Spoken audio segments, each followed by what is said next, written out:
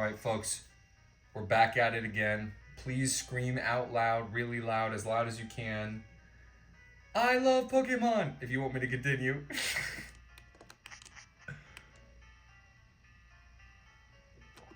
Anyway, there's another rocket. You know, the rockets put me in mind of a concept that I've been waiting to discuss for the opportunity. Oh, thief. We'll see what that does after this battle, because I want to discuss something real quick. It's more of a lore implication. It's not really directly stated anywhere or talked about at all, really, in the series, and that is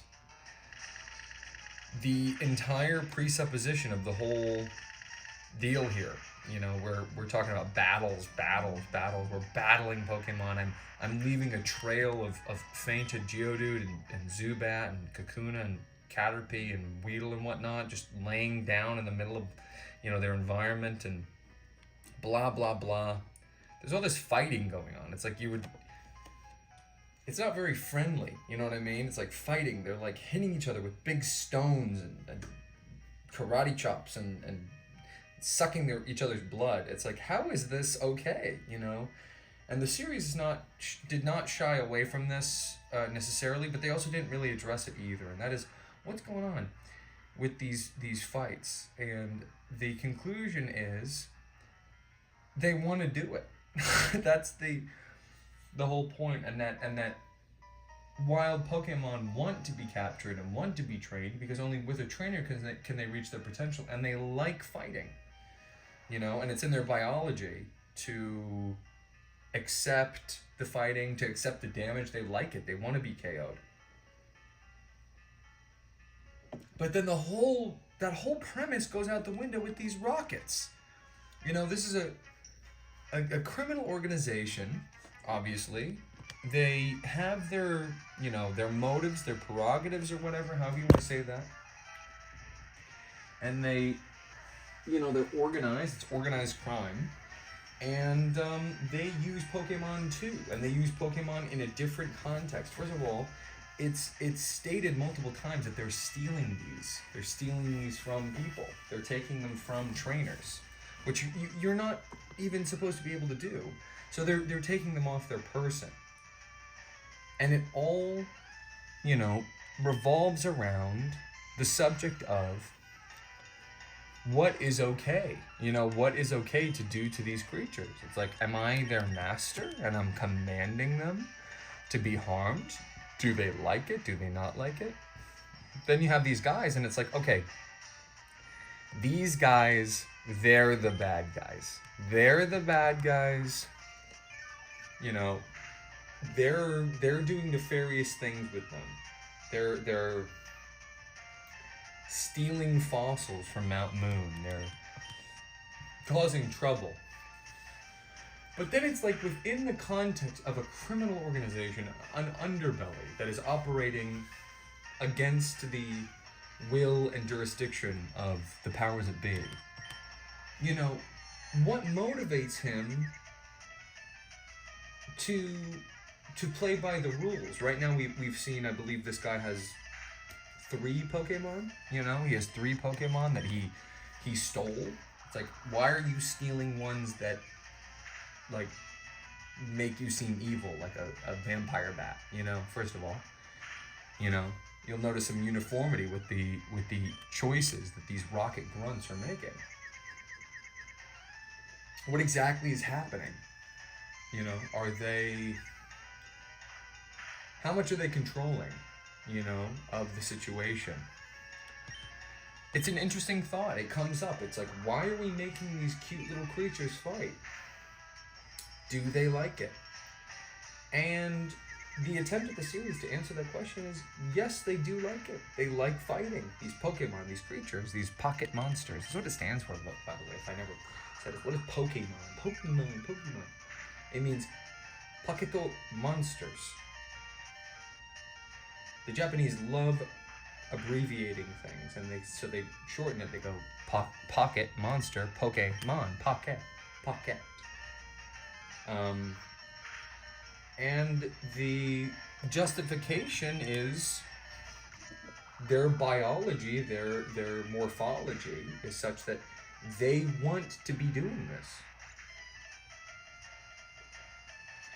And there's also this concept that a Pokemon is only as good as its trainer. So we get to all these rocket grunts, it kind of changes things. You know, it puts it all into perspective. It's like, okay, so maybe we're all playing make-believe and abiding by the league rules because that's all we know. So, you know, you and I could get together and we could have a fun little time bashing our Zubats against each other. But that's not what this guy's doing. If James faints here, it's James's fault. So, yeah, that's... Could have used that critical a turn sooner, buddy.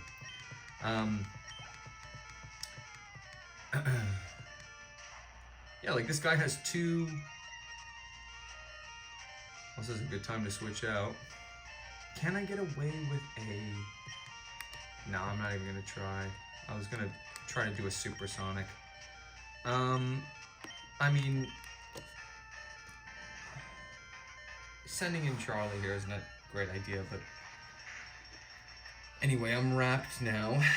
We didn't really go over this move. It's not great. But I believe, and I'm gonna try right now just to test it out, that when you're wrapped by the opponent, not only does it do incremental damage slowly over time, similar to poison, but you can't switch your Pokemon out. Yep, Charlie can't be switched out because specifically she's being wrapped. So she's being held in place by this Ekans. Wait, Ekans? E-K-A-N-S.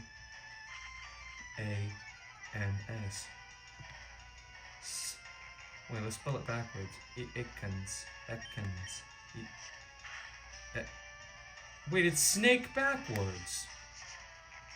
Anyway, I'm not getting into this question properly, but there is a moral quandary that the series basically doesn't touch, and it tries to answer it, I think, in the form of these: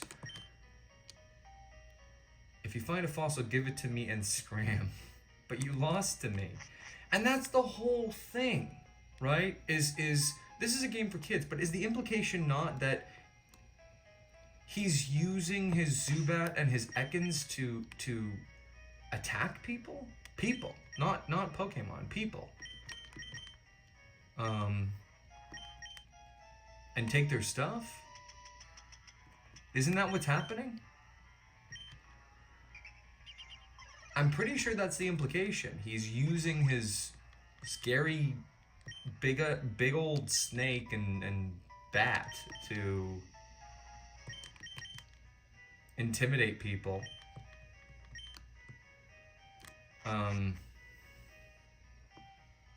Whereas this guy, he's just standing here. And he and I come to a gentleman's agreement. We say, okay, you play, I play. You have 3, I have, 3. Why don't you send yours out and we'll battle using the league rules. What is compelling, this literal criminal to do the same for... Oh, we've seen effects board take hold for the first time. We're going to switch out here. Send in our Zubat. Quick attack. We don't like to see that. We're going to Supersonic. With Supersonic and Paralyze active at the same time, we expect for Rattata to miss 50% of its turns. And it's already hit once. But yeah, I mean, it's sort of like, it's outright stated, the Pokemon want to fight. They like it. It makes them happy to fight. You're doing them a favor by catching them from the wild and bringing them into battle. They want to.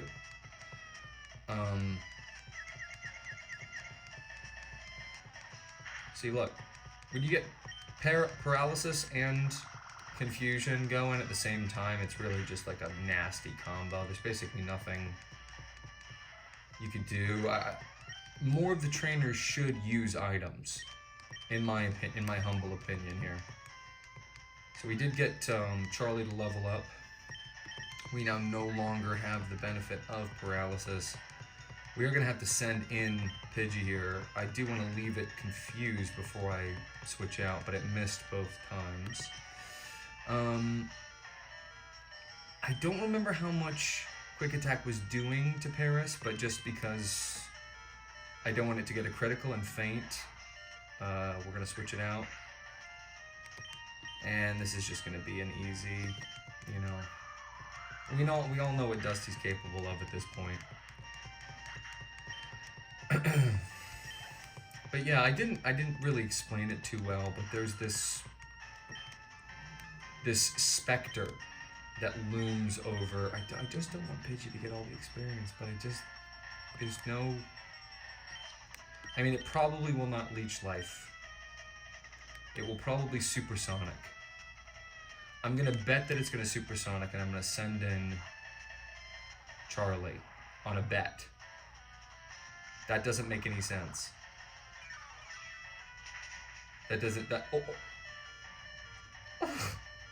Now do we learn our lesson, or do we send in Zubat? We'll send in Dusty. Astonish. I mean, it literally makes no sense. What is this guy thinking? There we go. So this guy's going down now. Josh. He's a youngster. I agree, you're kind of a loser.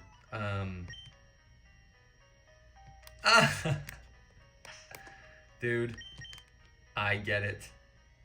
I understand. I mean, I would never show off to a girl, but you know, if she happens to see me do something cool, like, is that a bad thing? You understand? We're gonna keep Paris in the lead here, mostly just to deal with the Geodude that we are seeing. And yes, if you're wondering, the plural of any Pokemon's name is its name. It's already plural.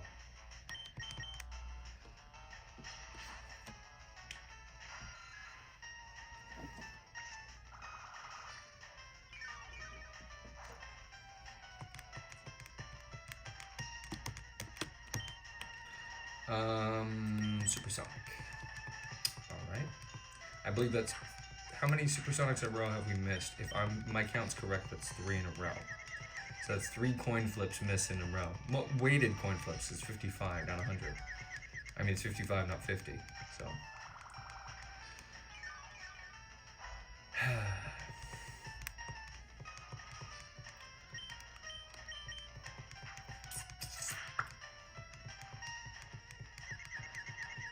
Flinch is not something that I really went into what it means. I just read a move's name, Astonish, here, and it had the word flinch in it, but I didn't really go into what that means. It's essentially... A flinch is just making your opponent's Pokemon miss their turn. So if a Pokemon flinches, it can't act in that turn.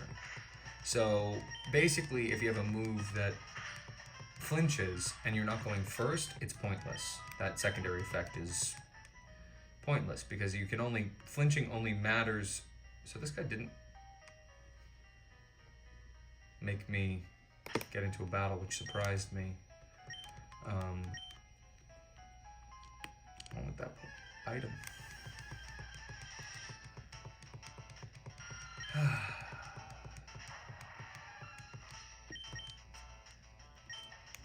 There's an old joke amongst veterans of this series that,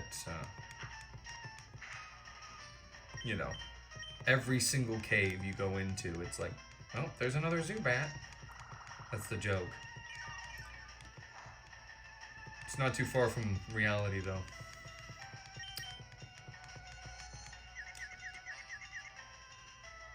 Okay, so we got it confused. Still hitting us. It's doing 3 damage per hit. You can do damage calculations in this game if you know the stats of your opponent and you know your stats, which you should. Unfortunately, and I do not want to get into this at all, but unfortunately, you aren't always guaranteed to take the same amount of damage each time. Like right there we did. We got another 3. But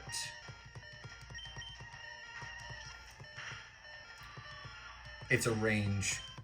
And again, here's another thing. It's behind the scenes. This is not directly stated anywhere, but there's a range to every move you use where it can deal anywhere from 100% of its damage down to, I don't know. But in other words, you aren't guaranteed. There's so much random number generation in this game. It's like you're not guaranteed to even deal the amount of damage that you think you will, because the damage is super easy to calculate. It's the base power of the move plus whichever of the 2 attacking stats the move uses minus the defensive stat of the opponent. Very simple. So Gust is a good example. It's 40 power, right? So it's 40 base power.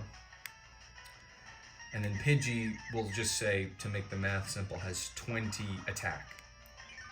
So you do 20 plus 40, which is 60, minus the opponent's defense, in this case, because there's no PP left for Astonish.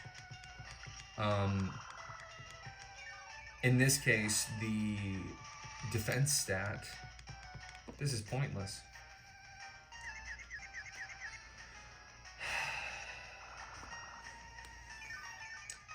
So let's say the defense stat of the opponent is also 20. So it just cancels out. So it's going to deal 40 damage, right? That's what you think. Oh, easy. Easy to calculate. No, it's not how it works. Because you don't always deal 100% of the damage that you're going to deal. Sometimes it's like 70%, 75 or something. Yeah, so you can,